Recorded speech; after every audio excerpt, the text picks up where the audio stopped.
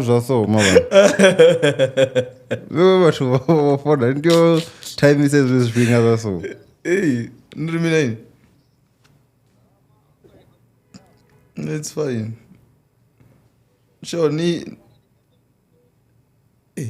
ango omzana nilisa.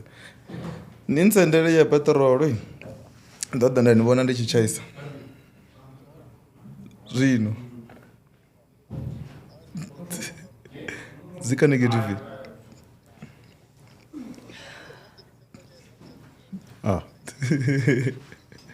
Achizokadhiwa apa rikoshuta.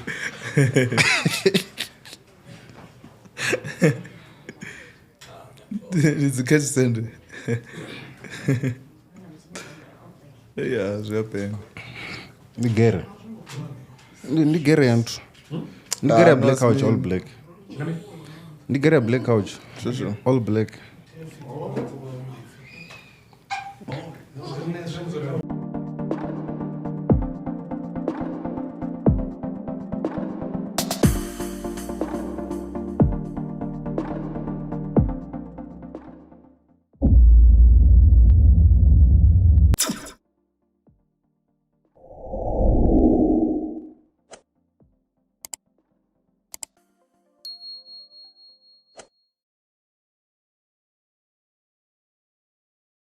It's high time now. I don't see 59.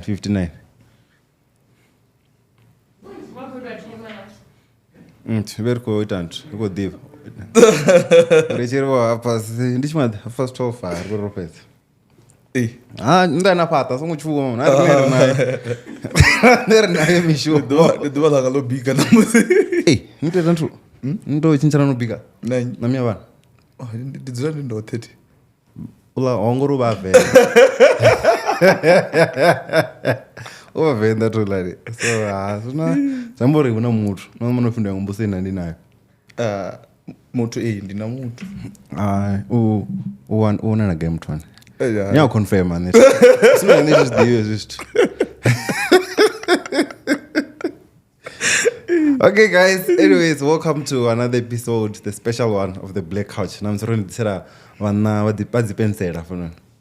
Nishimzana pensera mwana kana yesu zva mchini pedzi. Zviya tanganisa chimwe chipinga. Utobori zvino onodhara po ushomisa computer. Ndi.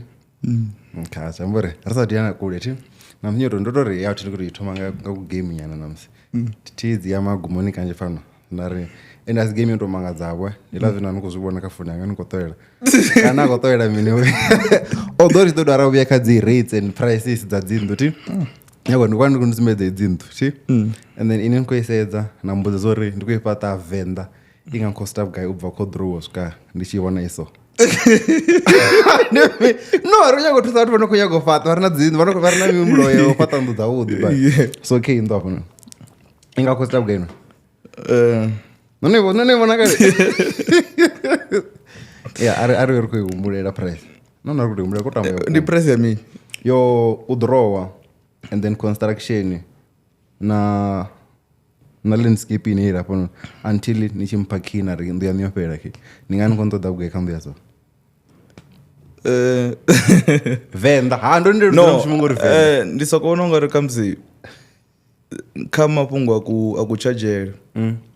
Kasadi ya burine kamsi vango bacheko ri Gauteng Polokwane gaga kamsi zirate dzivadziko ya ngopambana neritoba na rate mbili page ine yo base rural it's a than rural like KZN kana ya Venda Zimbabwe whatever na Zimbabwe ne pata and then with Zimbabwe ari miranga hii Zimbabwe ndo sana mkegulu zvinoshivenda changa ndishita mkegulu ndi Zimbabwe in your bottom. The background yeah, so then kadire. So the rate zacho zirova za rural na urban area. So zvamburi the rate zacho dziva dzi fixed. Usinori kamsi muthu ndinyi or ntanthu zvine the winner rachachanga rivari kocheka na specification chano raya calculate as a specification based on specification chana nacho.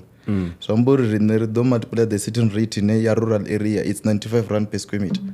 Urban area and 120 per square meter. Amona nompore le dove. namazoma 125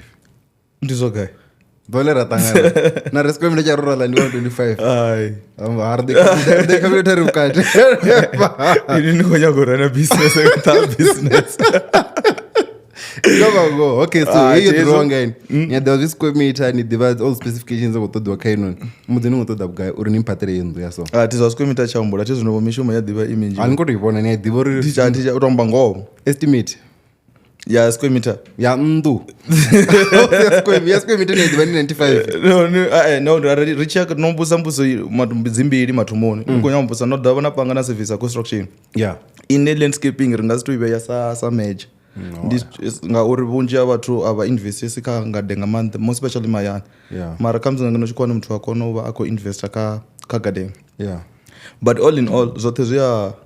zwi a tshimbilelana kuitele kwa dzi quotation namusi u khou itiwa dzi quotation dza construction hu vha hu khou shumisiwa nga square meter mimita na mini so zwi amba uri u nga si to kona u determine uri khamusi in terms of the labor zwi nga vha zwi khou ḓa hafhanoni and then tsha vhuvhili kha construction zwi amba uri kutshadzhele ku a fhambana depending on the packages vhone vha nga ri vha khou ḓa vha khou ḓa foundation muṅwe a nga ḓa ri khou nyaga khamusi ṱhanga muṅwe a khou nyaga u plasteria so zwi amba uri nga rate ya hone ri nga zwi tou amba disclosure more especially khamusi hu na dzedzi dzinḓu dza dzi bondo ndi hune na kona vha khou ḓivha u tshi khou yo shuma nga dzi rate mara zwone zwi vha zwi re khamusi ndi khou checka clientele dzatsho nga maanḓa dzi mahayani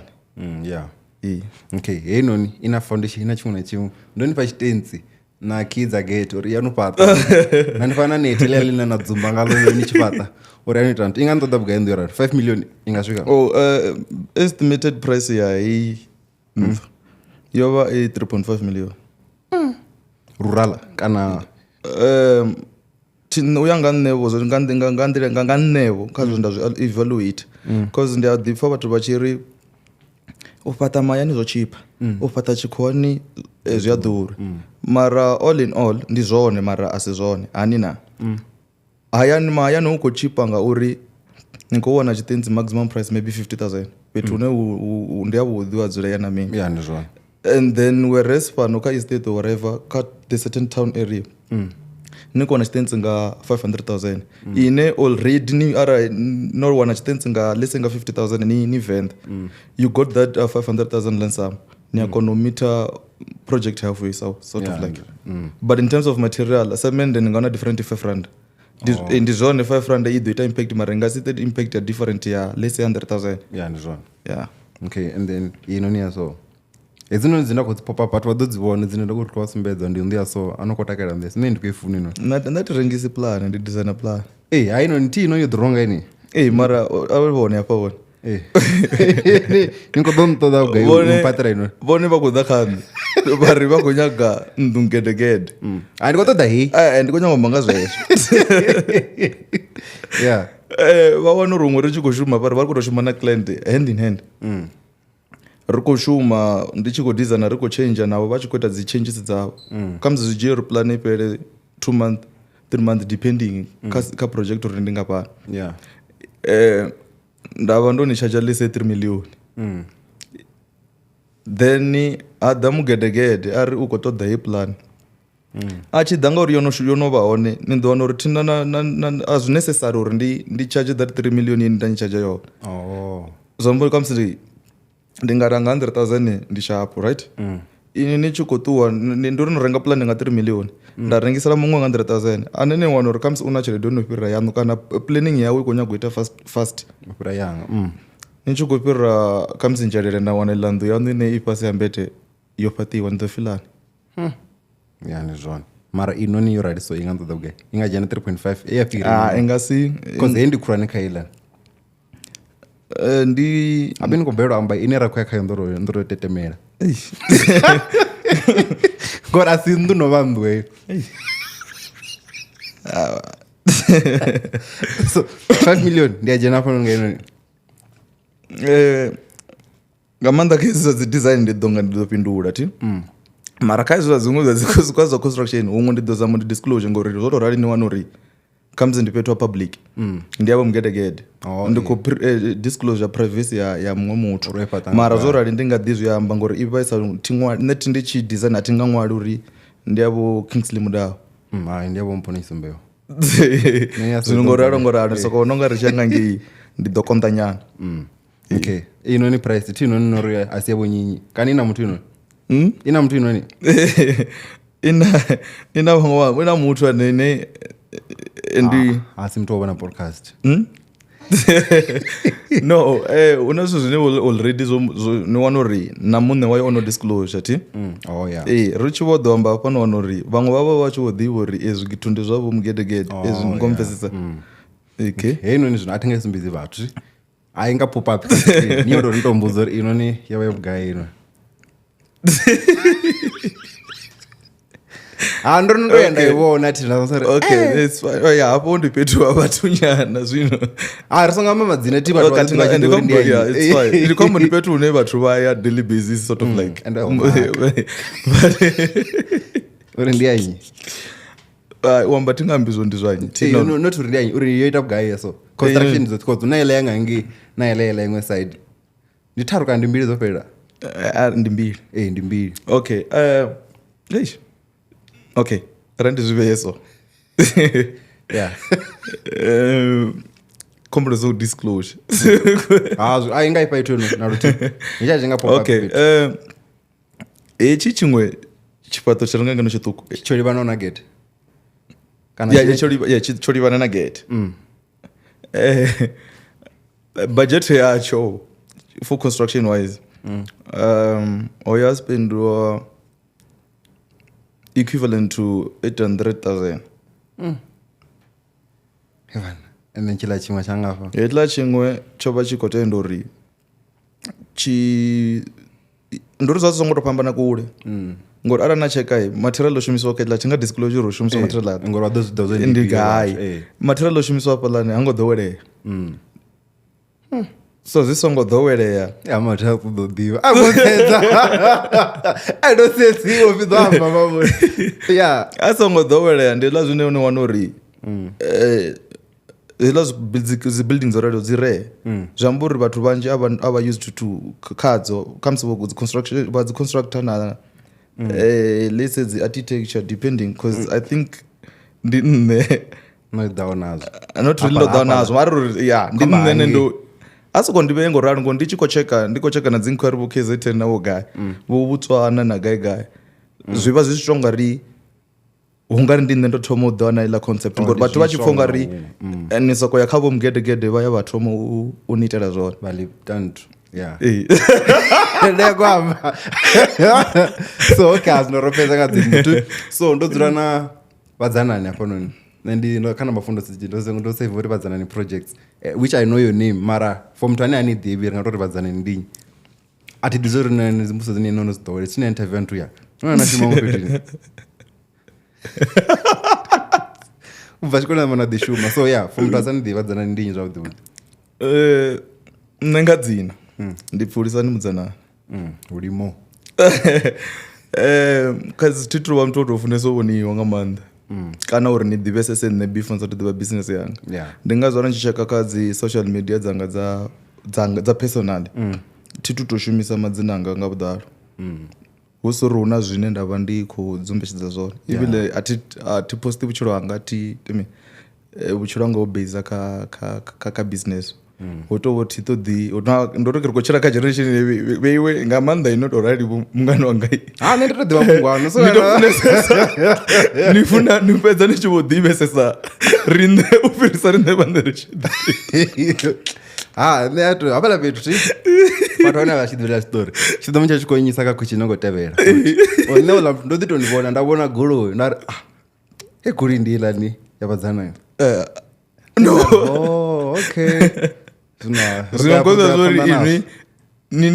uri ni ḓivha goloi ndo ḓivha na plate number ya goloi yango sumbedza ni murahu wa mafhungo no ndo ḓi to vhona okay everything nda fha tu story ndi khou bva hayani ti ndi khou fhira vhaṅwe muḓini goloi khe ndi khou i vhona and then jigijigi na muthu o takalaho ṅwana haulo muthu notofi vhathu vafana hava ndi vafana so dari okay zamuri vada ndazvilisa zvapera lingo danda livona futi ndonivona luvili afala mudini zvino hopefully ndiene ngori zvino riko chinja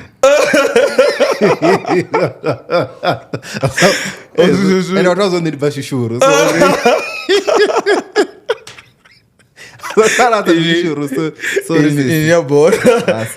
okay rani amengo randisongori ngongori ndikona ndinibudza zvithu zvine ini ningotonizvidhivea ti ndinankonzera na zvikori zvangu ngori ndifunesisa mafungo ndanditobva ndofumura zvino ndandofoeneriwa afia andidhevo ndicheke umwe mudhini vona zvinoza kutoitwa zvone ela nduyopera nakocheka minipalapitu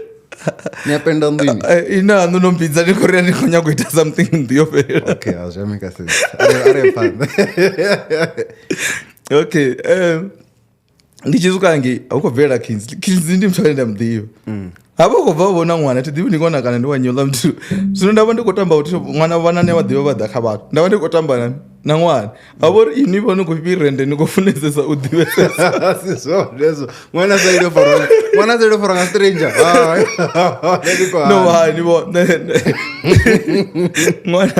mwana una vana vane avakupi vatu zvino ningaori mwana angasope kuti avo zavori tinori inengoyaya ningasiradi ndopiranga nge mudhini natakuna naringedza ndivolumelisa zvingori ndiafala mudhini zvino ndiyezvo zvithu ndototangana mutana mudhiva vona vanhu vari kutamba vone pala okay swine ndichipedza zvane ndikuita zvone rana mudhiva ri kuzira ri kuketchup ngori rodhijena rothe chikoloni ange technical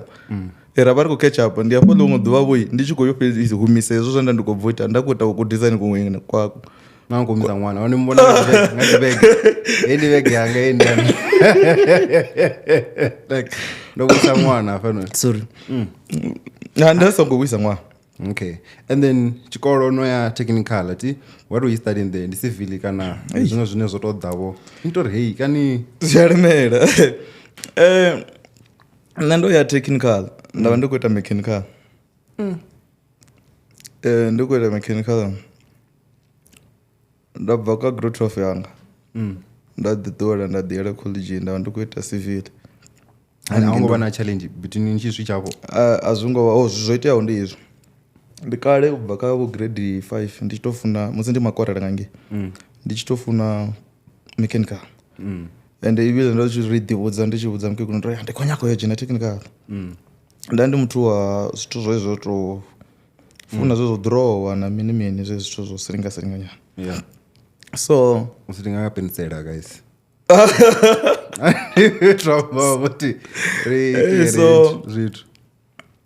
so ndambodhiya anenge technical endava ndisadhivi nazvo chichikolo chiona rakasadipio mukeguru vaitawo uri muloro wangavo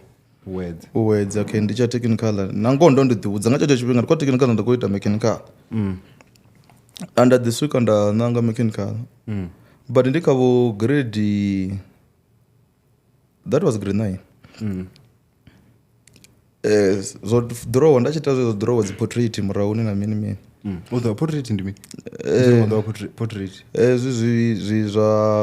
zvezvikudhrowa mutu zvomini such things so ndadzitangana vona mumwe mutu agovonavo zvinoda kuita zvone wala mutu ari iwe ungadhrowa plan yando musi una potential yedhrowa from mutu yeah sort of like not sort of dotova upfi mutu ndachikoso kudhrowa chona chimwe dzigoloi zvisketche zvodzindu zvezvo naminanandunachidhrowa so achambe zvori na potential yodhrowa ela zvinhu ndadzula pasi timutu wonyadzavo ndiyatecheresanga mando ritovori kamsi ndingasizotavhanya ndazokotendesa ndinaini izvezvo zvino ndachiya ndadzula pasi ndava ndikosedzana nazvo ndavudzwa nango ndatomulingedza and ivile idrowing ikotoma yazo zvadziplan ikotoma ndika grade 9 before ndisati tomoneta neegd nonanga course subject lune ndingazi technical roditontutuwedza arere ndichisana ndichinanga egd ndandikotowana imwe information yazvimwe zvazvithu zvine hatizvidhivi but in terms of udesign avo sokofuri nditova wisdom from then nda thoma u ita hezwiḽa zwithu nda humbula nda ya kha dzi Facebook na ivo Instagram nda rina dzina ḽa khamphani dzina ḽo tou thoma ḽa ḽi tshi pfhi Vhadzanani Draft Plans and Landscaping.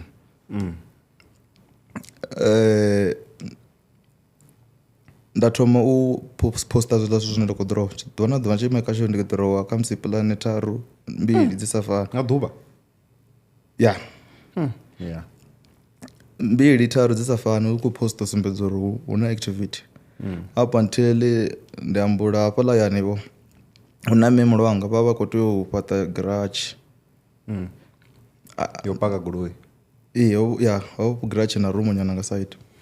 ti vakafata ya petrol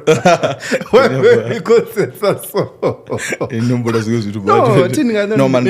business akhonyaga u pita dzi garage ana zwezwo zwi a itea yeah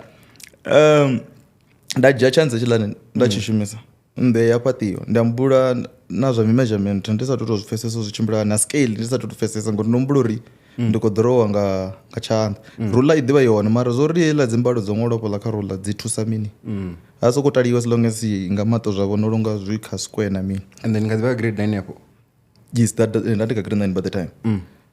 ya fhaṱiwa ḽa ndi i tshi fhaṱiwa zwa mbo ndo no vha na tshithu tshiketshe na reference ya tshini tsho itiwaho ndi hafho nda ndi khou thoma u ita nthuni ndi khou ḓi anḓadza kha Instagram nda sa i pfesesi zwavhuḓi ndi kha Facebook haningei so lune ndi nga amba uri most of the clientele yanga yo mbo ḓi thoma u vhesa kha Facebook na obvious i tshi khou bva hanefhaḽa ndo dzhia social media nda i ṱhonifha nda vhona uri hu na zwine ndi nga ita zwone ngayo ndi zwone kha social media ngori vha ri khou creator memories na mini ndi nḓila yashu kha musi yo save zwithu mara nṋe nda vhona tshiṅwe opportunity tshe nda tshi shumisa tsha ntshumela tsho run a business through social media and then i kha ḓi vhone gira tshi man zhapfuri no i fhaṱa ya ita a thi ngo i fhaṱa kama uri yo ita nthu yo fhaṱiwa na vha na nga ḓivha na ni songo kala zwone ti huṅwe fhethu fhasi samsi no amba uri na khou shumisa rula ine a ndina zwo i shumisa a thi zwino ni humbula uri u tshi u fhaṱiwa hu tou itiwa setting out futhi hu tshi khou taliwa tshiketshe tshe wa tshi ḓorowa fhasi kha ground so lune hevhaḽa ndi vha ḓo vha khou shumisa ine measurement hu ṅwaliwaho nga kha drawing vha tshi khou vhea fhasi so zwi amba uri zwo kombama na mini zwi ḓi nga zwi kha side ya muphaṱi mara tshiṅwe tshifhinga na mudrowi ndi uri heiḽa tshiketshe measurement arali measurement yaṋu i sa align zwi amba uri hu khou ḓo vhuya uri hu kombame drawing so ndi nga si tou base nda ri zwi bva kha huvhili okay and then this is the post I saw yaṋu kha Facebook uthi thi zwo ri ndi miyaṋu kana ndi vhone mimulwanḓo ni kamba zwo ri ni khou livha nga maanḓa ra muthu wo believer kha miloro yaṋu na mini so after saying that tshiṱori tsha mimulwanḓo uri vho ni tendela uri ni ite zwo ḓorowa vha ya vha fhaṱe vho ni thembe hu dzhise na vhathu vhane hayani maybe kana around ine vha sa tendi uri zwithu zwine na khou ita zwi nga ita nthu zwi nga bveledzisa something vha na profit at some point hevhaḽa nda ndo posta ndi miyanga ndi vhone mungana wanga muhulusesa nga maanḓa thi tu tou vhesa na tshiphiri kha miyanga nda dinala ya muyani ndi gidima haningei dinwa nga nnyi anga zwithu zwa shango no vhathu vha tshi uri vha dina no u dinala ya muyani ndi uri muthu a tshi sala tshi dinala ya muyani a zwi uri o dinalea ngauri ndi muthu okay ndi nga ḓi ni khou ḓi ṅwala bvo ṅwala test eyo ya na zwi pfha uri a zwi ngo tou tshimbila zwavhuḓi ngori ndi ni na ni nga ngomu mulingoni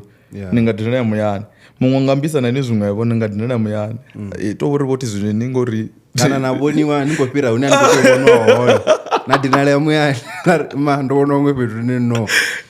ola zwithu ndi nga si ya zwi itulula na luthihi ni a dina so na ni kha ḓi amba uri hu na vhathu vhane maybe vha vha khou fonga ni nga si swikele zwine na vha nazwo zwinono thoma arali nga tila tshifhinga tsha musi ndi khou ita grade 9 ndi tshi thoma hezwa zwithu nda mbula tonga ri zwo itea towards June la zwithu tshikolo tshi khou vala u bva afho tshi vho ya vhathu kana ri vha ri vhatukana ri ḓivha ri khou tamba ri tshi khou kola ndi ambula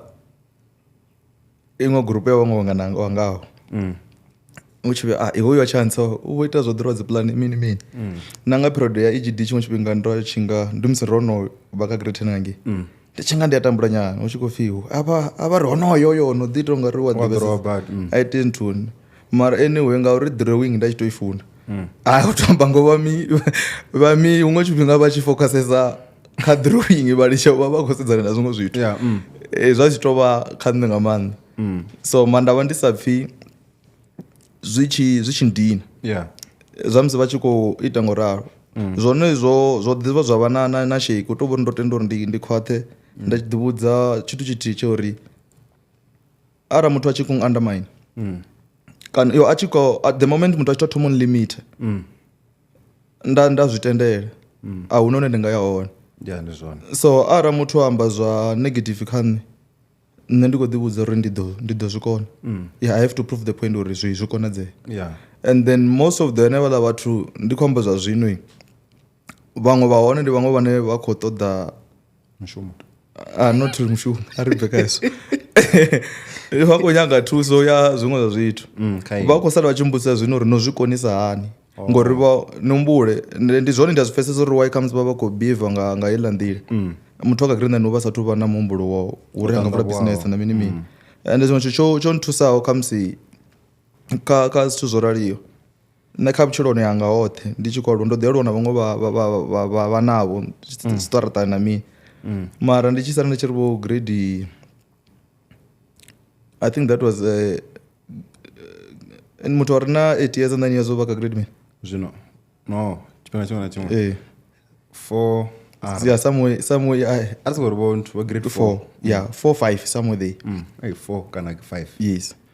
5 aiwa yeah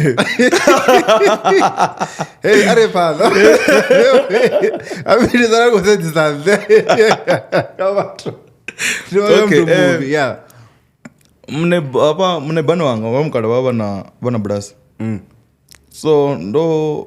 ri khou tamba anga mbo ḓi tonga u tshintsha nyana nda tshi wo tamba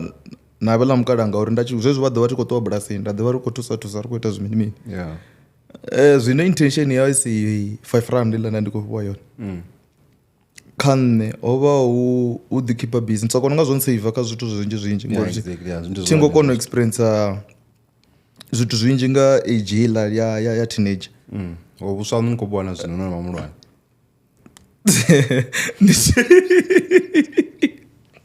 mbuso dzane dzo vhifha mari ndi khou confirm uri ani utambisa vhuswa hanu vhuswa no vhona zwino ndona na vhakala ita tshifhinga ni nga nṋe mari a fana nṋe thi no ḓi zwi vhona so zwino so nda ḓivha ndi tshi vha na namba ḽa mukala huna muṅwe ndi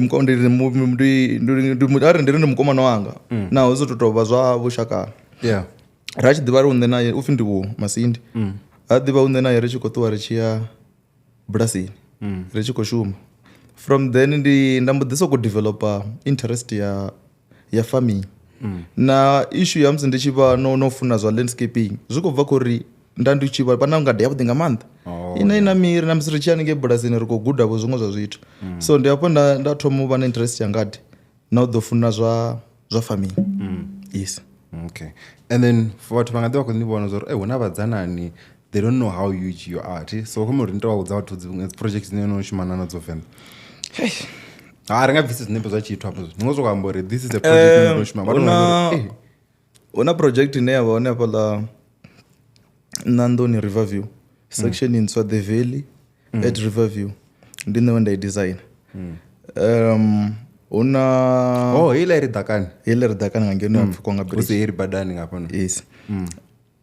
ndi yone project ye nda thoma u ita zwa dzi wedding venue ngayo nda zwa kona u vhonalea uri hezwi zwithu zwi a kona u drawiwa zwa ita mini mini ngori na nṋevho ndi muthu o followa dzi architecture nnzhi nga maanḓa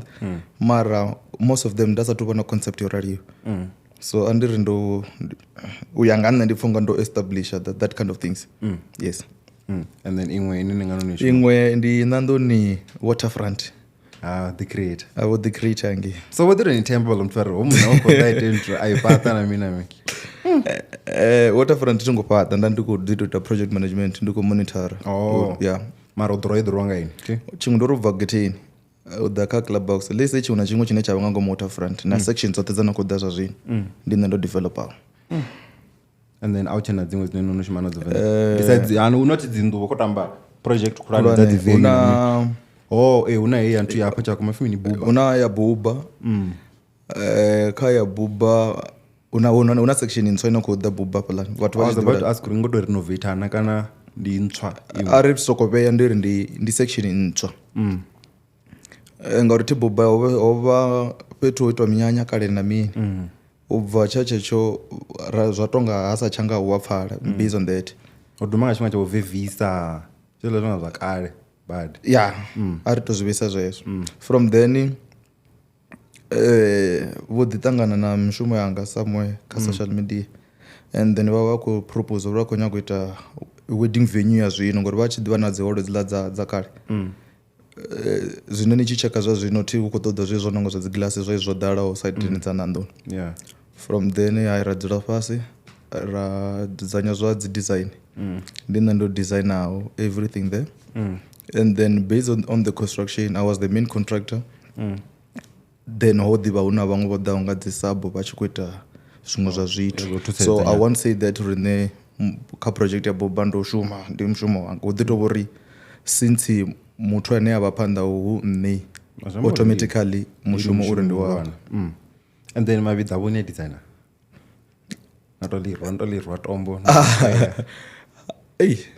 ndi zwinwe zwine ausuluka mzwi nga balela ndi zwone zwine tumbula ngazwo hezwo nṋe ndi ḽa muthu ane ndi ḓifunela u sokou vha ndi khou fema so thi tumbula nga zwezwo zwa ḓivhelekani zwa dzimpfu lufu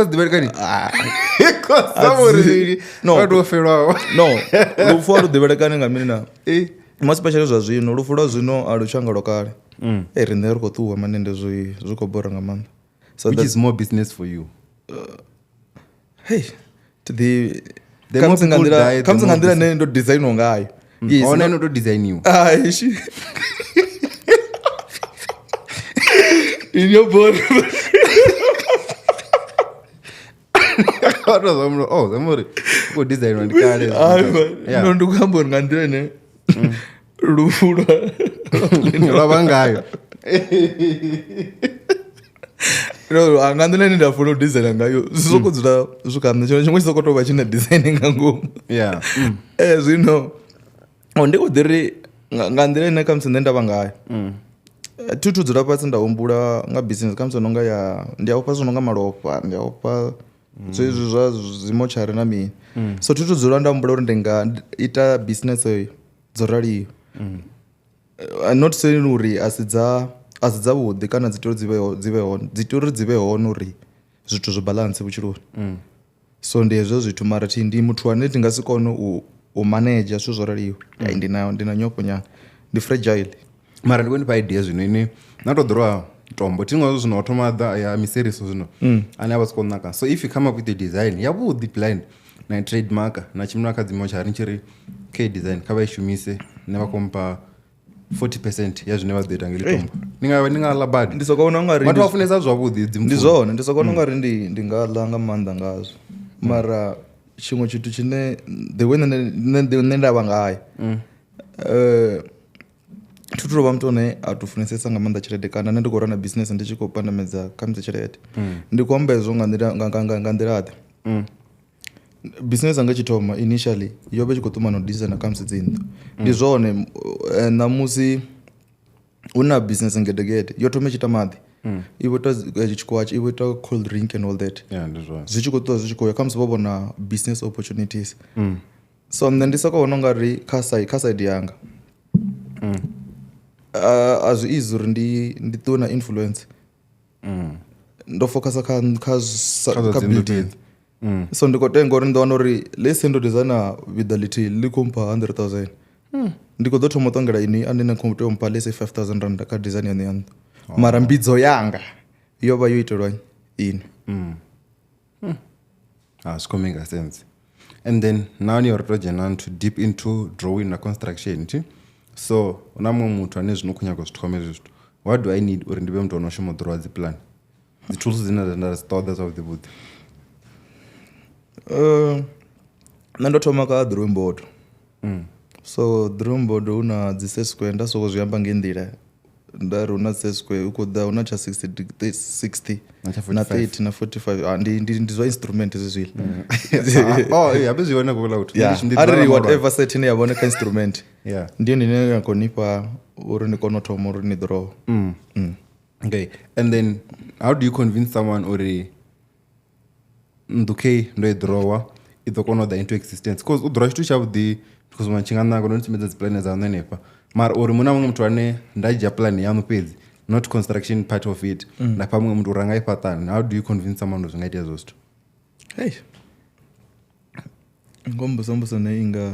ya kondanyana kana ndasongwela vhela nanu lavhela dziṅwe question ndasongwela vhela ndi kwamba nga nḓila ine ya kukonda ngayo ndi tshikoloni namba na tshikoloni ni ya ḓi dinala ya muyani ndakanke gulu na scenario andi nga si dinala muyani ngori ndi tshi fhedza brokers ri khou ḓola makonzela o ḓivha miyanu unapika ti nevetali miyanga guys rinde ndenge keka hashina makonzi a dangerous nga maanḓa wa ḓivha ko a vha tu baka hafha zwa dzi kamerani vha baka naye ḓo valele stress mara kombela to usa dzi vha dzi khou tou tshimbilisa ndiwo dzi kheke nga ngei sorry vho rambo vho nṋe mara ndi ḓo ḓivhudza ngoni ane nga vula podcast yo usa nga dzi kheke ndi thoma nga khabuga ka 550 ti ndi thoma nga 550 mara ina ri wanela ito ḓipa yo fhelelaho design ila ya recordo yo feel lawo kana nga bafunzi kirikeni ya vomera suba yo lwa kirikeni ya dia vomera suba ile tonga dia 650 kana 750 tisho ngori nne zvinori roro rati ndi mudzana ne akuita birthday yawe ni wana uri and vanitela na plan ya ndu kana ndo nyanga KKTLB ni vangaitela zvambo ava kulugisa zwithu zvahone zva dzi TLB neswana ari sepanda ka dzavo azifana ḓivha fa kuntu ku airtime ya vha ḓo tea badela so yeah ndi ḓo wana discount ndi tshi ita ya ntuni tina nori ani nga ḓo mpha patron ndo ita discount ka ndu yanu ini ni to business people what va ḓo tevela vhathu no koto joke ani kujoka ndi kujoka mara it's fine nani kwamba ngo convince vhathu uri ndo yena draw ido da into existence zwanga zwi a konda man to vhona ri wo to lila ngo seya man ndi tukulwani vhathu vha to takala ndi nga si tori wa swika hune na ndanga tori ndi ya convince khamsi tiḓivi uri thutu zwi ita ndori na musi ndi khou vha convince uri khamsi vha pfesese uri hei nnḓu yavho i ḓo bva zwa vhukuma kuma and all that ndi soko no nga ri musi client kana muthu a tshi sala tshi dzhia decision uri ndi khou nyaga u ḽio ḽa gwinya ḽa gai u vha o no ḓihumbula luṱanu a khou ḓivha zwa uri a wana na magwinya gai and all that so ndi soko no nga ri khamusi zwi vha zwi khou itiwa nga heyo nḓila ne muthu a sokou vha na fhulufhelo ḽo ri hu kha hoyunoni zwi ḓo bva nga nḓila nda khou ḓa ngayo soko fana na kha design a si uri ndi dzi nnḓu dzoṱhe dzine ri khou dzi design na wana uri client vha khou sokou dzi takalela mara mostly ndi na percentage ṱhukhu ya u designer nnḓu ine client hango i takalela na musi hu tshi khou itiwa dzi changes ndi wana uri thi ṱangana na challenge huṅwe ndi nga ta changes dza swika na vho mathumana mara thi tu ita change ine ya fhela kha musi 3 days ngauri zwi vha zwi easy ngori ndi tshi designer ndi vha ndi khou shuma na client dzanga ndi ḓo vha ndi khou vha presentela hezwi nda kona u vha fha na vision ya uri nṋe ndi tshi ita nnḓu ho vha u ṱoḓiwa tshibva 1 2 3 vha kona u pfesesa na dzi questions dze vha vha nadzo ndi soko vhona u nga ri zwi ndi hune vha ya kundelwa uri vha vhe vha khou vhuya murahu u ita dzi changes ngauri vho no kona u ḓivha uri hei phophi yo vhewa hafha khamusi nga nṱhani uri i khou nyaga u supporta zwigeregede tshifhiofhio tsho itiwa nga nṱhani ha zwifhiofhiofhio ha vha na zwine ri vha ri khou zwi ita zwo sokou dzangalela nnḓu ndi hela zwine na wana uri zwi khou ni ṱoḓa extra 500,000 ye ya vha i sokou budget ni wana uri hezwo ndi khou zwi ambelwa kha side uri most of vhathu hafha nnḓa vha tshi sedzana na dzi 3D dzine vhathu vha khou dzi ita nga phara mishumo wa zwithu vha ya mudzanani yoṱhe naka huna vhana vhanavho vha khou ita nga maanḓa vhane ndi tshi designer na nṋe ndi a ḓi nda thoma nda ṱolela trend i khou tshimbilisani hafha fhethu yes so vha ḓo takadziwa nga dzi 3D dzo ro panga mavhone huṅwe ro ni pangela na goloi tshimbila nga ro ita na plate number ya zwoṱhe tsho na tshiṅwe mara vha songo ḓa vha amba uri budget yavho ndi vhugai. Nṋe ndi khou shumisa tshikili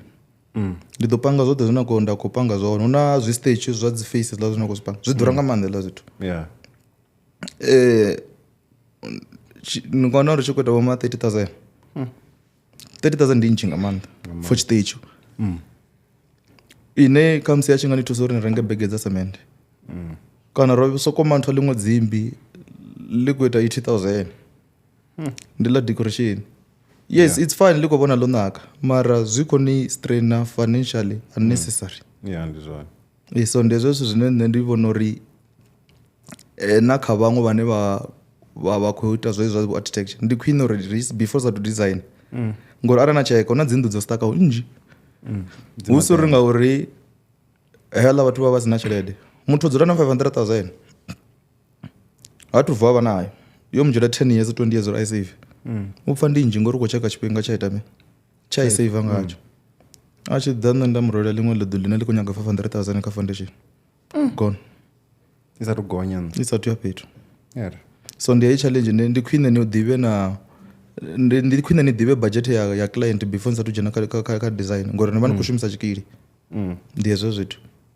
And then muthu orali a tshi khou humbela ni kwama nga challenges because I'm sure nathu vha na sokou tshintshani mini a wana fhethu hune a swika na neta uri hoyu muthu u khou sokou amba kha zwinzhi ende a khou bvisa na tshelede even because na tshifhinga tshiri a ri khou amba ni khou amba uri vhaṅwe vhathu vha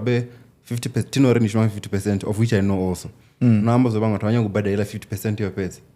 na mini. So zwo ralo khamusi kha dzi challenges dzo bva murahu mathomoni nda ndi swika ndi tshi vha na dzangalelo uri ndo foineliwa a ndi ite zwimini ndi tshi nga designer plan nda fhedza nda forward hu na muthu o no nga nṋe na nga mpa plan ine i tou vha sketch ndi nga kona u ita uri hafha measurement uvhe nnḓu ya fhaṱiwa ya bva the way ine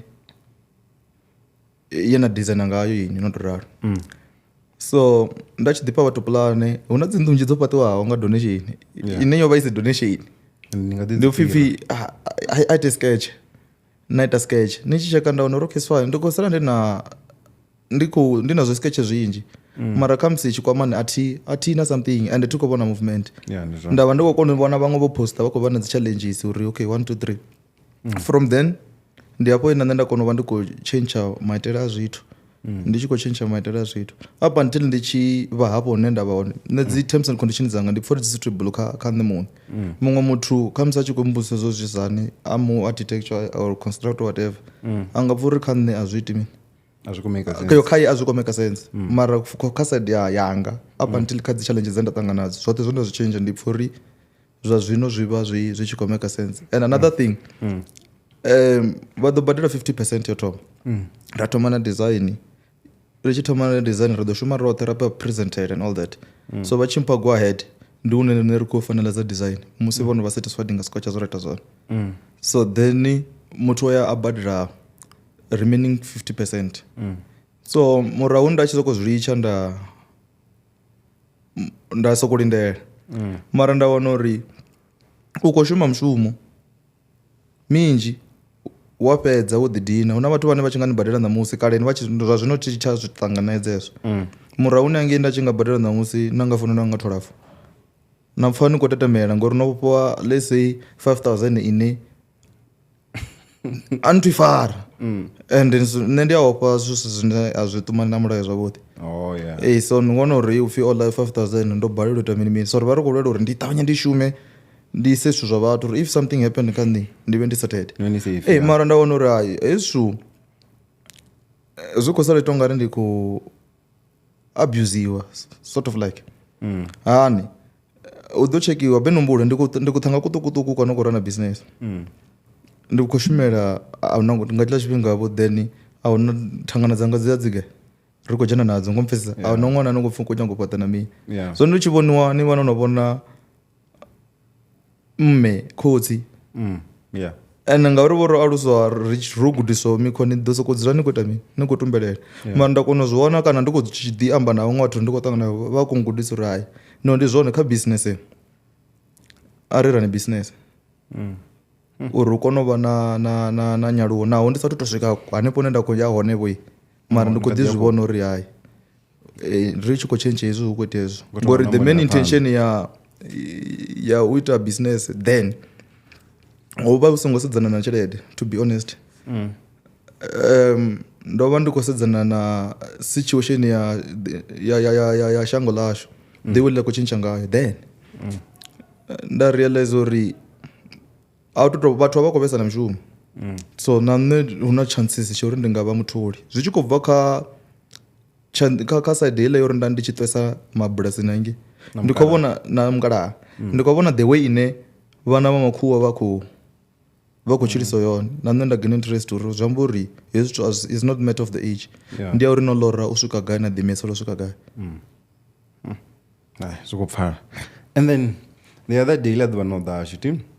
ra ri khou amba uri nnḓu dzi a bva fesheni na mini, na ita example nga nnḓu ino nga farm house yo rali, so ti uri ndi nnḓu ine dzi vha dzi hone kale dza bva fesheni, ha ḓa dzi gebulu dzedzi farm house dza vhuya zwino futhi. So I this question nda khou nyanga u vhudzisa zwino uri yo rali so i nnḓu i khou pfhi ya bva fesheni, ini no rali sa mufhaṱi kana sa muḓuro wa plan, what is it that you do tshine na make sure uri na wa pfhi nnḓu yo bva fesheni i sale i kha ḓi vha appealing kha muthu ane khou fhira khou i vhona nga bada, because a u nga ḓo pfhi after 5 years vhadzani kha ḓi vha kwashe ri fhaṱe i no khou trenda zwino. Hei, zwone thi ḓivhi ndi nga tou zwi fhindulisa murahuni hafha ndo menshona nda ri ndi uri u tou dovha u khou tshekana na trend uri zwa zwino influence ima nga nḓila ḓi u khou trenda zwifhio zwiswa. Mara zwine nda nga amba zwone u ya nga nṋe muṋe khou ita uri vhathu vha songo ndi khou ombela shango.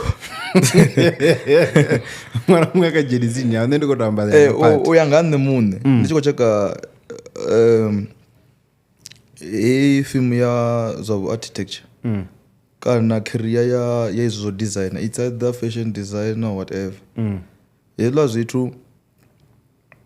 a hu na tshithu tshiswa tshine tsha khou itiwa, ri khou continue na correction ya dzi different generations. And uri nṋe ni khou vhona setup ya mike yo rali, nṋe ndi nga amba uri wanga kha musi nda ndi khou ṱoḓa ho muthu wo zwi ita zwavhuḓi, mara heḽi gona kha nṋe ḽo vhifhelela hafho nda tshi nga ḽi vhea gai, you try u ita hezwiḽa zwithu zwa implementiwa zwa work out. Huṅwe ni wana uri kha design ro thoma u ita tshithu tshiswa tsha faila, ndi hafho ḽone ngo wana hu khou lwa constructor na mu architecture, ha dovha haya lwa engineer na mu architecture. So ndi hezwo zwithu. Okay. And then also with construction zwino nyanga u sedza uri thina amba zwori ni a drawer and then u convince muthu uri it will come into existence, zwi ava problem tshiṅwe tshifhinga. So would you say ndi yone hei ini na dzhia legal uri ndi khou ḓa ita uri nṋe muṋe ndi tou drawer ndi dovhe ndi tou fhaṱa, because a hu no pfhi ndi khou balela nga mushumo wene muṋe nda tou ita. Nṋe zwa vhukuma zwa construction nda songo vhuya nda zwi ḽora kana zwiṅwe zwa ḓa khou mela kha heiḽa point yane khou ri khamusi ni nga ita branch vhona ḓi na shumela kha zwo no nga zwavho maviḓa whatever matombo ya zwezwiḽa. A zwi ngo vhuya zwa ḓa kha nṋe tomba ngoho, ndo sokou mangala ndo no vha khazwo nga nṱhani ha uri nda tshi designer na muṅwe mukomano wanga a na company ya construction. Nṋe nda tshi designavho ndi tshi isa zwithu gai zwavhuḓi nda ita nga ri ndi khou convincela kana u maketela mukomana. Okay, so nda tshi ita nthu vha tshi nga muthu vhane vha vhathu ndi khou ḓirora vha tshi ḓo vhudzisa hu na muthu ane nga ri fhaṱela khoi, hu na Kingsley khoi. So musi hu tshi khou designer zwezwo hu tshi itwa nthu na vhaṅwe vhane nda ndo ḓi vha ṱangana navho vha dzi construct, ndi tshi khou designer vha tshi ita mini, vha tshi yo fhaṱa vha tshi ita vha tshi yo ita nthu u fhaṱa, right from then ndi khou ya dzi site u monitoravo zwe nda ita mini u design uri zwi khou bva. So it's why I started to have interest ya vha site no takadza nga maanḓa, site no wa takadza. Nṋe ndi nga nḓila ine nṋe vha ngayo thi ṱoḓi muhumbulo wo no lala, like ndi khou nyaga tshithu tsha challenge ḓuvha na ḓuvha. So ndi ngazwo ndi tshi funa u yesa site nda ḓivha ndi khou checka, and most of these things zwine nda vha ndi khou zwi design na nṋe vhuṅwe ndi a ḓi ya nda designer zwo no nga zwa tshipengo. And then also another one that I have ndi uri izwo ni tshi designer nnḓu na ri this is a huge construction, because obviously ni khou ḓi ita nthu nyamba uri hei ndi project khulwane ndi ṱhukhu, ni vha ni khou dzi base kha complexity ya tshifhaṱo kana kha size ya tshifhaṱo, because tshifhaṱo tsha tsikula tsha vha tshiholo. Ya zwino a ri sokou no ri vha ri khou zwi charger nga u ṱangana na a tshifhaṱo.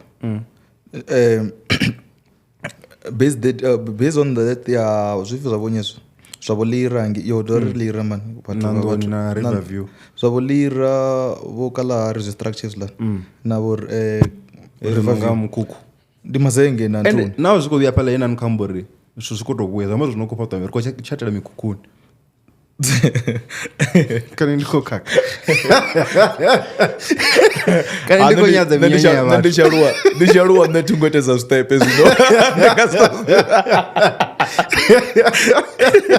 yeah mara I feel like zwiko vhuya ene ya mikhukhuni so hu khou shumiswa material ya different tsimbi ya ḓura nyana mara i nga si ḓure u fana na concrete ngori concrete i ṱoḓa tsimbi ya dovha ya vha na yone concrete for reinforcement reinforcement so ndi hafho hune ra khou cheka uri structure ndi tsha double story hu khou vha na dzi tsimbi gedegede hu na zwiminimini ro paka dzi IP zwa zwino na madzimbe ḽa dzi beam ane a khou decorate nga maanḓa so ni wana uri tshifhaṱo tshone tshine structure tsha hone tshi khou ḓura nga maanḓa ri songo zwa zwino ndo pfa vhaṅwe vha tshi khou amba uri gilasi ya ḓura na mini mini mara ni humbula zwithu tshi khou pfhi ṱhanga ya ḓura u fhirisa u fhaṱa ni vha no zwi pulanela nga maanḓa u swika magumoni tshifhinga tshoṱhe zwi a konḓa kana ndi ri zwi vha hu vha na challenge nyana zwa mbuno no spenda vho ma 200 zwino or 700,000 ni khou ita structure ni tshi swika hangei ni khou tou thomolola fhasi ni tshi vho tou ni khou surprise iyo mo especially kha dzinḓu dza mahayani dzine ni wana uri a u ngo itiwa BOQ a u ngo dzula fhasi hafho wa budget uri kha tshifhio ni ḓo ṱangana na expense tsha vhugai ri khou fha dzi estimate and all that BOQ ndi mini a bill of quantity pindu zombo bill of material I khou ḓa ṱho tshenda u vula like ri khou processa ya kushavho wa ṱwa muthu anga sungaba umadena khou nwa nini atoba yeah so ndi sizwo nonga hezwo dzendela zwine muthu u khou takuwa hezwo soko pfhi u tamba ngo estimate ona vhathu vhane mushumo vha vha tshi khou kona na mini zwa material zwi a dia na nṋwe ndi a zwipfa uri apa thi tu vha sure that's why ndi na muthu ane o ḓitela dzi KS ane ndi vha ndi khou shuma naye u a kona u vha khou mbudza uri estimate ke ngori ndi khou shavha ndi a ofha nga maanḓa ndo introduce kha uri kha dzi client dzanga nṋe thi ṱoḓi u amba nga estimate mara reason inthi zwe nda zwi cheka vhathu ri pfa u fhambana thi a hu na ino nga ini atino ndo to ḓa ndo no takalesa ndo no renga miṱavhende nthu vha na puḽane muṱavha wa fence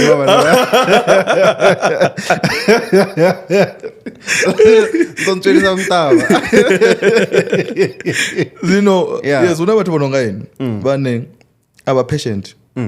nṋe ndi patient au tshela muṱavha wo fhelela fhasi woṱhe ndi tshi ya tshishuru ndo ḓa nga mushumo kangi zwino ahuna fhethu no khou itiwa mushumo hangei nda ndi khou shuma hone ḓibululeni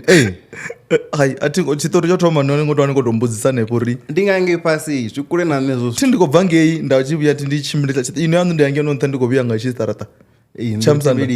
ndo ri tevhelisa ape ro no vhathu vha madzina ndo ri tevhelisa ra ṱuwa fo tshavho ape ri khou amba vhathu hafho fhethu okay it's fine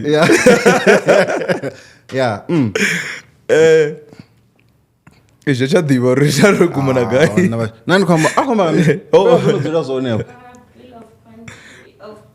ri khou ri unaho thi rombo ḓitesa joku nga hoyu noni a sa pfhi na khou amba nga nṋe ndo renga muṱavha so all in all ni wana uri na muṅwe muthu ane o ḓa u puḽane o i wana kana soko ḓa vhusa puḽane nga fhaṱo nga vhugai ngone mufhaṱi ngori wa ḓivha upfhi Kinsley ndi mufhaṱi a ri hayi zwidina kha musi khou nyaga zwidina zwa 8,000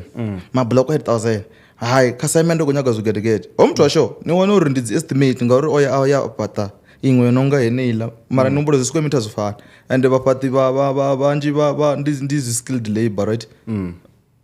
vha vho no konesesa nga maanḓa so ni wana uri a vha pfesesi nga uri square meter mara vhone vha ḓa vha khou pfa na nnḓu ngori ndi 3 bedroom ni khou kona u pfesesa ndi zwithu zwo raliho so na wana uri zwidina zwo no khou ṱoḓiwa zwi khou shothela gai kule vhone vhono ya vha dzhia loan ya 100,000 vha nga ya dzhia loan nṱha loan ndi hafho ni khou wana uri kha musi iṅwe mishumo i khou ita mini i khou start mademo and then no amba izwa mabuloko zwo namba zwa ndisa kha iṅwe mbudziso so ndo ya nda dzona vhaṅwe muṋe vho no ita zwidina so a vha khou vha na iṅwe argument uri zwidina hezwa mabuloko na hezwi zwa bricko uri tsho khwaṱho ndi tshifhio kana zwa zwithu zwi a fana u ya nga ini sa mufhaṱi a zwi fani then ndi tshifhio tsho khwaṱhaho na briko una tshidina tshine tshi vha tshi tshi reject tshi to rali atshiḽa tsha vhukuma tshitswuku ndi khou amba tshitzhiḽa tsha ḓiswa kana na wana uri hu khou fhiswa hondo a tshi ngo swa nga nḓila yone watsho vha tshi kule na mulilo ni khou pfesesa tsha ḓivha tshi reject kana khamusi ndi nga ḓi tshi wana kha palette and ndi ngazwo tshi khou vha tshi vha vho ḓini vha tsheledza extra and huna possibility uri ni khou ḓiselwa delivery vha vhea 4 extra ni khou pfesesa no if for extra vhane vha nga dzi calculations dzavho vha vha khou ḓivha uri damage ine yanga okay kha palette yo rali ya 524 ndi zwingana zwi tshi khou itiwa nga mini na vha khou cheka khamusi na mixer design wavho na the way ine vha khou ita production yavho okay zwi amba uri ni khou ri tshokhwaṱo ndi tsha gai okay ari ḓe so ari sokou tenda ri vhathu ro no vhona uri tshokhwaṱo ndi tsha briko hu na ḽibuloko nalo ḽine ḽi vha ḽo khwaṱha mara different ḽa zwidina u ya nga nṋe ndi vha ndi khou ita nthuni ari vheye kha tshidina tsha face brick ra vhea tshe tsha clay brick tsha briko ra vhea ḽibuloko ḽa cement mvula i khou na for vhege or ari sokou vhea uri for 3 days ara i tshi khou na for 3 days ḓuvha ḽo thoma hetshi tsha cement tshi nga vha tsho no maḓi no penetrate almost 65% nga ḓuvha ḽo thoma khamusi mvula yo na let's say 5 hours zwi amba uri following day ara ya ḓuvha ya na already within 2 hours na mini 100% maḓi o dzhena nga ngomu havha na hetshi tsha briko ara tsho piswavho zwavhuḓivo that's ndi tshi khou runa zwiṅwe zwine ma reject ndi nga zwi tshi wana kha nnḓu huṅwe tshi nga tshi khou mbupfuwa hu na tshidina tsho no khou mbupfuwa ni wana uri khamusi tsha tsho tame tshi songo swa zwavhuḓi ni ngano zwi nga dzhia almost 3 days zwi tshi khou bva kha uri mvula i khou ṋanga capacity nga fhani uri tshi penetrate mara ra ḓa kha hetshi tsha face break tshine tshi to ḓuresesa zamba uri tsha vha tsha ḓura vha wa zama uri tshi nga ita mushumo wa khwine nyana kha tsho tsha nthu hezwo u ya nga nṋe vhothi hune ḽa zwa ndi nga si tou amba ngo ralowo ano maḓuvha hu vho ḓurisiwa na brand na dzina ya okay so ri nga si tou vhea uri tshifhio tshi khou ḓura nga nṱhani uri mini okay and then nyago ri kha dzi rates hu na tsho fhedzisela kha zwa zwidini na type ngana ndi kwamba u fhedzisela point yo fhedzisela na compression ya zwidini ti zwi tshi itiwa zwi a vhandiwa na mini nayo i ya contribute I think according to book hu na the certain percentage ya compression ya zwidini ine ya khou ṱoḓiwa I think ya tshidina tsha mampara ari a good not ya tshidina sorry man tshi tsha briko u ya nga nṋe hu na tsha didi tsho bvaho zwino ro introduce tshone mara tsho vha tshi ḓivha tshi gai tshi hone na kale zwo swika izwa ngalangala ndi khou nyanga sumbedza we are with the change zwi femine zwi randavhula zwa mayani zwa tshi fhaṱiwa nga eḽa adidi tanga after all jigijigi ro no vha na tshelede ri ḓo fhaṱa nga tsha semende tshiḽa tshitshavha tsha mini tsha vhukuma zwa zwino no maḓuvha ane u ima u ṋekelela nga tshifhio nga tsha dididi ngauri ri khou bva gai haningei so zwi nga ḓi konadzea face break naḽo na mini mini zwa nga ita mini zwa tsha rana business a ḓi ḓavho zwiṅwe ri khou vhona vhathu vha vho ita zwidina nga vhomapulasitiki na mini mini so zwithu zwi ḓo dzula zwi khou ita mini zwi tshi khou ḓa okay and then no rali soti nyago ri ye kha dzi rates zwino not the price just the rate so no amba musi ri tshi khou thoma uri rates dzi a fhambana rural na urban why vla zwinzhi zwi ita ngorali nsari plan ndi plan zwi a fana ari ni khou ḓura 2 hours ndi ḓura 2 hours why ya huṅwe tshi tea u ḓura huṅwe tshi tea u cheap ndi ḓo amba nga kha side yanga ndi tshi khou ambela ngoho ya dzi architecture mostly dzine ndo no shuma thina vha ri khou shuma na nthuni riṋe so ri tonga ri ndi khou tshinya career mara riṋe ri pfhi ri stubborn ri ḓi nga dzi engineer ari khamusi huṅwe na huṅwe kha field iṅwe na iṅwe hu na vhu stubbornness hune vhathu vha vhu ita kha field iṅwe na iṅwe na manese a ita stubborn so hu na ku trend kune vha zwi ḓivha hu na tshiṅwe tshifhinga tshine ndo vhuya nda zwi ita na nṋe nga maanḓa dzi copy and paste ngomvesa nga ndila zwino khou thoma u dzhena ku interest khou thoma u funesa tshelede u khamusi u fhirisa u ita mushumo wavhuḓi na u thoma u tsheka uri nda rwa nga vhege ndi nga rwa 50,000 ndari 10 ni ngomvesa zwi amba uri ni khou bva ni khou ṱumula vheiwa tshimini mini mara ni tshi tsheka na wana uri zwone musi ni khou ita copy and paste huṅwe measurement i ya liyana i ya tsha vhuya nga nḓila yavhuḓi ndi ḽa zwino ngo wana ri khou vha na challenge kha mini kha Mupati and all that. So based on the plans za rural ni wana the way ra detail ngayo a zwi nga ḓo fana na plan ya no khou ya masipala ngori mostly dzi rural vhanzhi a vha ṱoḓi u isa nthuni ya masipala vhanzhi kha dzi rural so ndi la zwine ndi khou ḓo zori rural hu ṱoḓiwa measurement na information ya plan hangei ni khou tou designer dzi gas cage zwa maxasi hezwi ni khou tea u ita designer dzi bandroll vha nga ni u felisa plan ngori swimming pool na mini ini ndi khou ḓa ndanifha na dzhia tshinepe tsha gai muṅwe muthu u khou sokou ḓa gwa mini swimming pool so hu vha na mushumo munzhi wa kha urban area ndi hezwo zwithu mara vhaṅwe ni wana rate dzavho dzi vha dzi standard khamusi zwi tshi khou itiwa kha uri vha vha khou pfa uri vha ḓo shuma vha shuma mara nṋe ndi tshi tsheka nda vha ndi khou tshekana ri tou vha ri kha production hafhanoni so the more arali nga ḓuvha nda ita plan tharu zwi amba uri service yanga automatically i good so ndi hezwo zwo nda ndi khou ḓo tshekana nazwo ndi uri ndi khwine ya rural ndi songo ita zwa sat plan hezwi mini yes ni vha no khatha hezwo zwithu zwoṱhe hu si uri khamusi vha tou zwi khatha huṅwe ndi a ḓiḓa ngauri vho mostly dzi design dzine nda ndo dzi ita ni wana dzi tshi vha dzi khou meshana na tshiṱentsi huṅwe hune na wana uri khamusi ni tsheke dzi 3D dziṅwe ni wana uri kha 3D dziṅwe ro ḓi tou itela khamusi ngade hanefhaḽa tsini havha na iṅwe ine ya vhonala uri heyi ndi zwi khou ṱumana zwa kumakuma na tshiṱentsi okay and then ndo no ita nthu ndo ya nda ri ndo dzula huṅwe ndi khou geriwa ti haḓa iṅwe ati yo ḓura dzi planeni ya vha khou nda vhona nnḓu ya hone I think nda ndo no vhona plan dzaṋu kha Instagram mara ndi sa tu ni ḓivha ini ti then I khamba uri I think nda ndo no pfha na price dzaṋu dzi range vhugai na sa tu mbudza pese and then ela tia khombudza ri hey plan double story tonga iṅwe nda ndi sumbedza fha ri khou thoma I think ele ya vhili ya hone so a khamba uri nga 4000 a ndi ḓorela plan a fhedza na miṅwe tshiṅwe then nda khou thoma u ḓivhusa uri muthu o rali so u khou ita zwithu tsha quality na tshine ndi afho nda vha na mbuso yori zwino izwo zwino rali no dzhiela plan ni ḓo kona u isa kha mmbi ya vhukomana kana ini ni khou tou ḓuravho ngori ni muthu wavho wa dzi jobek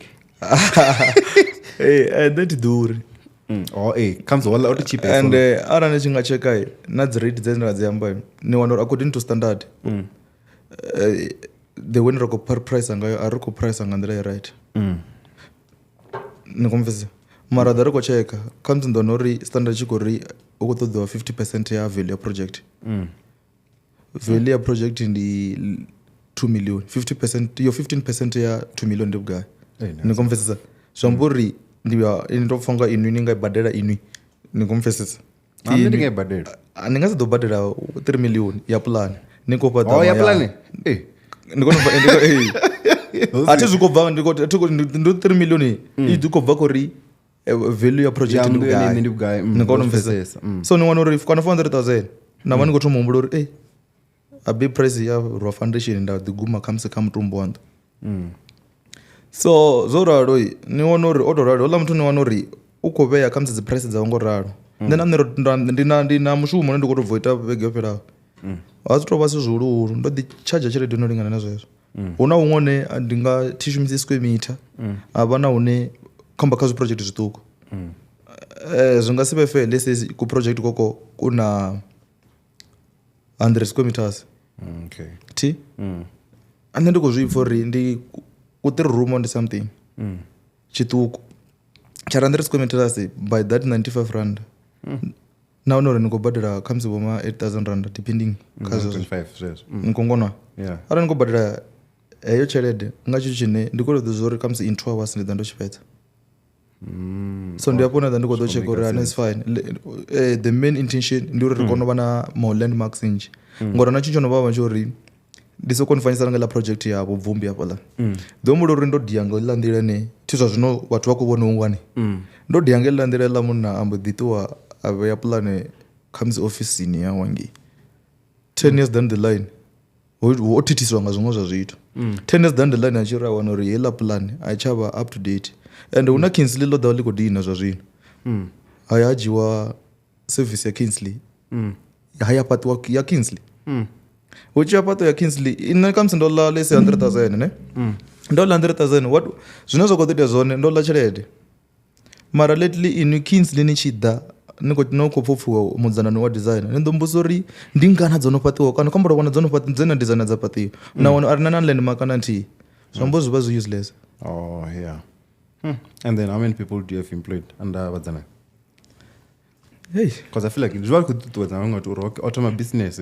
kho ḓi uplifta na vhaṅwe kha musi vhathu now even if it's not young people na vhathu vhahulwane vha tea u tholiwa te ndi sokou vhea ndi ri ndi vha ndi khou shuma na vhathu vha vhana 4 vhane vha vha khou ita dzi khamusi dzi rolo dzo ya ngo fhambana kha side ya design ri vhararu. And then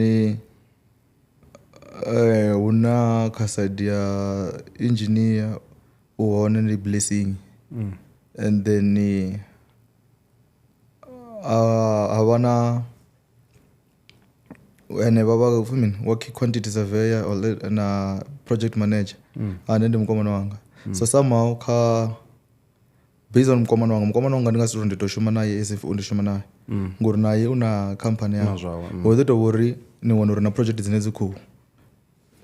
ṱoḓa uri ndi vhe ndi naye so zwi amba uri ndi hezwo zwine ndi khou tea uri ri kone u vhona uri okay hu na vho Kingsley ngori matshelo ni nga wana uri nṋe ndi busy na zwiṅwe zwa zwithu ndi ene na khou tea u monitor ini ni khou mangala ḽiṅwe ṱhanga ḽa ni khou ḓa ḽi khou sokou thoma foda nḓiyani ni khou kona plan ya so ndi hezwo zwine nda ita uri ndi kone u disclosure vhathu vhane nda vha ndi khou shuma navho and then based on the ground ndi nga si tou vhalela uri ndi na vhangana nda zwi amba uri vho ḓala a vha vhaleli hu si uri vho ḓala mara vho ḓala zwi tshi khou bva ngori yeah no zwi tshi khou bva kha uri kha musi vho busy hani thi tu tou vha na team ine i tou pfhi ndi full time like vha dzula vha hone ofisini nṋe thi tu tou vha na office hune nṋe nda dzula hone ndi hune nda shuma hone kambora no ri ni ndo to kaka ri ḓo chaisa no ri khou ḓo chaisa ri khou fhedza ndo sala mbuso tipezi na roi no ni a ro fhedza nyabora ndo ri kwashela miṱa nga hezwi zwithu zwa vhiwa nṋe team tu kwasha na for a zwi khou vhuya kha nṋe muthu u khou thoma u ḓo vhudza uri shuru ndi khou ita mini ndi khou ita mini ndo no ḓa hashu then nda sokou ḓa problem uri nṋe ni khou tou hanedzo nda ndo yelezwa mushumo ini ndo uri ni khou nyaga uri ni ite ndi khou nyaga ni khou tambela relationship na uḽa muthu ndi khou tou ḓivhusa uri wa ya kha phone yanu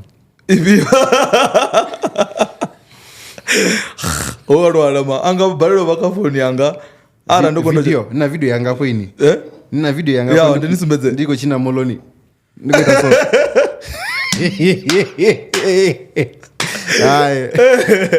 okay so I have this other one you know you budzisa uri na me rivale once so do you think venda ora ni na competition hey yeah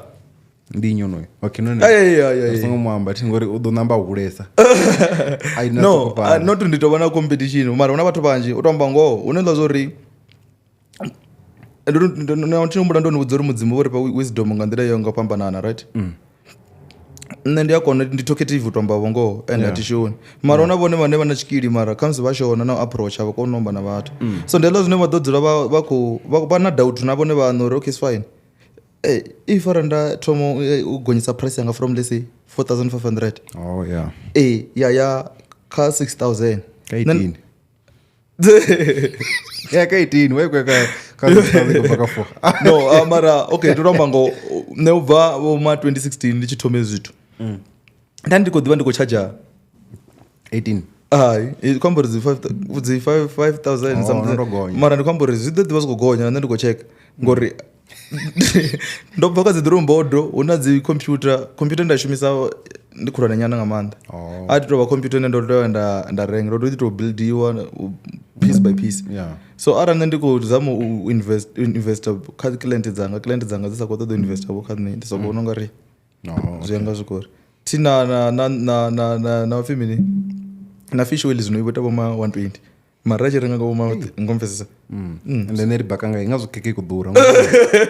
so and then for vhathu vhane vha nga khou nyaga ni kwama uri vha wane mishumo ya service dzanu vha nga ni kwamisani ange ni te vha vhudza zwoṱhe uri kha vha nkwame kha mina nṋe kha social media platform dzoṱhe thi ḓivhi sori uri dzoṱhe ngori na zwiṅwe zwine ari ari dzine dzo ḓoweleaho ine ndi TikTok ine ndi khou vhona business nzhi nga maanḓa nadzo dzi nga ningei hoṱhe hafho fhethu hune nda khou menshena dzina ndi lithihi ndi Vhadzanani project na kha internet vha nga sokou ya vha tsheka Vhadzanani project hu ḓo ḓi bva zwa dzi website hanefhaḽa na dzi contact Facebook since ndo menshena ubva mathomoni uri ndi yone ra thoma u tou rana business haningei Instagram LinkedIn ri hone zwipfi mini zwo tshintshwa TikTok X yeah ando shavho ḽa amba ngo ndo mbudza ḽa muzani wani baisa sikone kha musi ini ne vhoni tsha shishuru mara ari vha pe number 4 vha pe number 4 ri vhani number phone ndi 065 947 3662 hedzi ndi dza call adzina WhatsApp and then arali ukho wana kha WhatsApp ndi 081 519 2773 yeah and then email address ndi dzina la company Vhadzanani project@gmail.com and then adiba na inwe ya info@vprojects.co.za yeah yeah okay and then if rinen khonyaga uri kwama ni have divarne rona kha the black couch kha Instagram Facebook ma kha TikTok ne ndi shumisa madzina anga angena Constocon and then also if you want to use up these studios studios ndi Panda Studio vaona na 38 Mille Street vaona na Bramfontein ene paso nombro dzavo ni 0100232939 or info@pandastudios.com Zino no hango advertise ya dzikeke yes keke tino ino advertiser mara number phone ridaka blackout 0835497111 ndize that's cake aona so rinero to and if you guys no kono swika kha ino ni party ri kholiwa nga manda do subscribe ri khoya kha 10000 zvino naso zvino tari kotanda of the 10000 I mean ya vhathu vona kho doni vona Zamor customers at 10,000 10% ya idzi plan dzote anendo ima zwavhuḓi Carivale, zero to bye guys, sharp. Hey, Paragon. Hey, did you mkobe wanga?